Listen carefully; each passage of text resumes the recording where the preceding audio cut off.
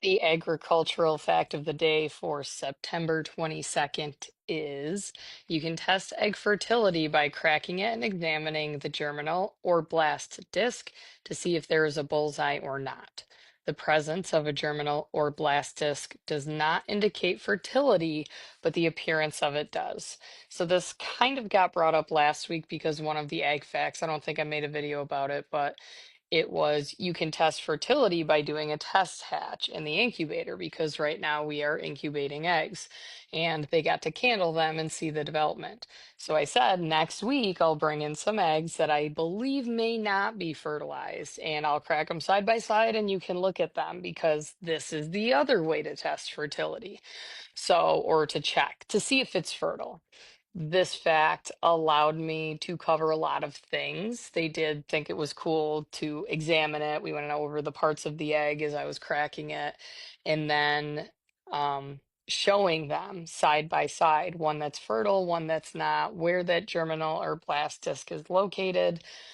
And it was pretty neat. And then we talked about store-bought eggs and why store-bought eggs in the United States are chances are not fertile and why in other countries you may be able to buy some from the store and incubate them and get chicks out of them. So that was another really cool thing that got brought up quickly.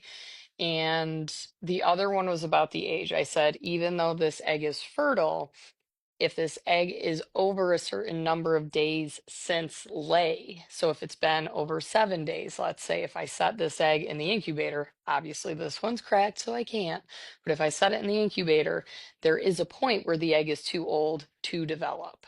So, and then of course, refrigeration and the effect of that on hatch rate. I know that somebody had previously asked me how much time I spent on the egg fact of the day, and today's actually was pretty short relatively it probably not more than 10 minutes on that entire discussion, and then we continued with FFA and the history of FFA. I only do the agricultural fact with my seventh and my eighth graders this year because I don't have an introduction to agriculture class, so otherwise I would do it in that class too.